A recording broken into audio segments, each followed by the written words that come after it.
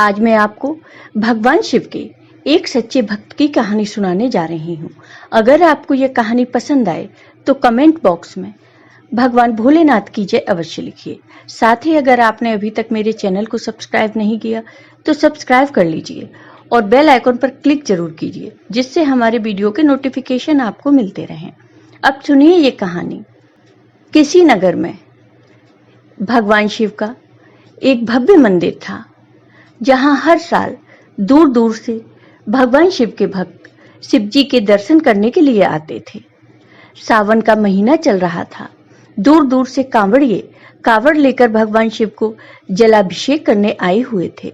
मंदिर का परिसर भक्तों की भीड़ से भरा हुआ था। तभी अचानक आकाश में बिजली चमकने लगी और तेज हवाएं चलने लगी। सभी को आसमान से एक सोने का थाल मंदिर में उतरते हुए दिखाई दिया। इसके साथ ही एक भविष्यवाणी हुई कि यह थाल उसी को मिलेगा जो भगवान शंकर का सच्चा भक्त और प्रेमी होगा। मंदिर के परिसर में उपस्थित सभी लोगों ने यह भविष्यवाणी सुनी। धीरे धीरे सभी लोग इकट्ठे हो गए।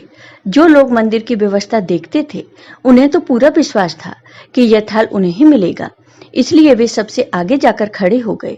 सबसे पहले एक पंडित जी आए और बोले, मैं प्रतिदिन भगवान शिव का अभिषेक और पूजा करता हूँ, इसलिए मैं ही भगवान शिव का सबसे बड़ा प्रेमी और भक्त हूँ।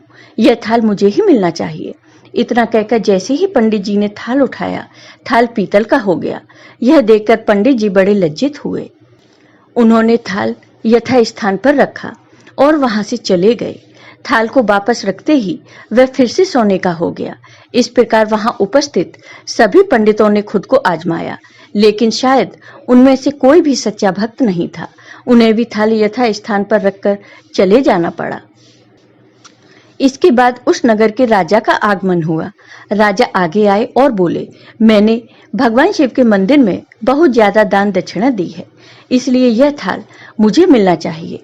इतना कहकर राजा आगे बढ़े और थाल उठाया। जैसे ही राजा ने थाल उठाया, थाल तांबे का हो गया। यह देखकर राजा भी लज्जित हुए और थाल को यथा स्थान पर रखकर एक तरफ खड़े हो गए। इसके बाद इसी तरह एक से बढ़कर एक दानी महात्मा और भक्त पधारे।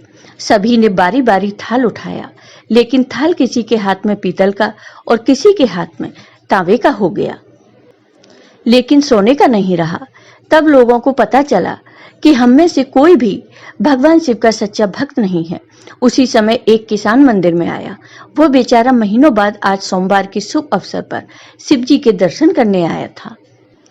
वह गरीबी और गृहस्थी के बोझ तले दबा दिन रात खेतों में मेहनत मजदूरी करके अपना और अपने परिवार का गुजारा करता था। जब वह आ रहा था तो रास्ते में उसे एक भिखारी मिला और उससे कुछ खाने को मांगने लगा। किसान को दया आ गई। जो भी अपने खाने के लिए खाना लाया था, वो उसने उस भिखारी को दे दिया। किसान ने थाल के बारे में भी सुना था, लेकिन उसने कोई ध्यान ही नहीं दिया। वह सीधा मंदिर में गया और भगवान शिव का पूजन करके बाहर आ गया। जब वह परिक्रमा करने जाने लगा, तभी पीछे से एक व्यक्ति बोला, भाई, तुम भी थाल को उठाकर देख लो, हो सकता है तुम ही वह सच्चे भक्त हो जिसके लिए यह थाल आया है। किसान को लगा वह व्यक्ति उसका मजाक बना रहा है। किसान ने हंसते हुए कहा, भाई, मैं तो कभी कोई पूजा पाठ भी नहीं करता, महीनों में एक आध बार मंदिर आ पाता हूँ, मैं सच्चा शिव भक्त कैसे हो सकता हूँ। वह व्यक्ति बोला, भाई, हम तो थाल को उठाकर देख चुके हैं, हमारी भक्ति तो 2 कौड़े की भी नहीं है। अब तुम भी अपना हाथ आजमा कर देख लो, सोने का थाल मिले न मिले, किंतु यह तो पता चल ही जाएगा कि तुम्हारी भक्ति में कितनी सच्चाई है। लोगों के बार बार कहने पर आखिर उस भोले भाले किसान ने जाकर थाल उठा ही लिया। जैसे ही उसने थाल उठाया, लोगों के आश्चर्य का ठिकाना नहीं रहा। सोने का थाल रोशनी से चमचमाने लगा। यह देख सब लोगों में खुशी की लहर दौड़ गई।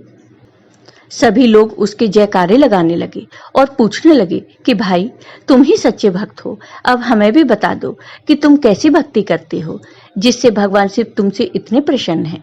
तो किसान बोला, भाई, मैं कोई भक्ति नहीं करता, मैं केवल दिन भर खेतों में काम करता हूँ। और थोड़ा समय निकालकर जरूरतमंद लोगों की मदद कर देता हूँ। इसके अलावा मैं कोई विशेष कार्य नहीं करता। लोग पूछने लगे, तुम लोगों की मदद क्यों करते हो? किसान हंसते हुए बोला, दूसरों के चेहरे पर मुस्कान देखकर मुझे जो आनंद और खुशी होती है उसे मैं शब्दों में बयां नहीं कर सकता। शायद यही कारण है कि भगवान शिव मुझसे खुश हैं। इसलिए कहा जाता है कि सत्कर्म का आरंभ भी आनंद से होता है और अंत भी आनंददायक होता है। दुष्कर्म का आरंभ भी दुख से होता है और अंत भी दुखदायक होता है। जय हो भगवान शिव की। आपको ये वीडियो पसंद आया हो तो कमेंट बॉक्स में कमेंट करके जरूर बताइए। साथ ही मेरे वीडियो को ज़्यादा से ज़्यादा शेयर करिए। धन्यवाद दोस्तों।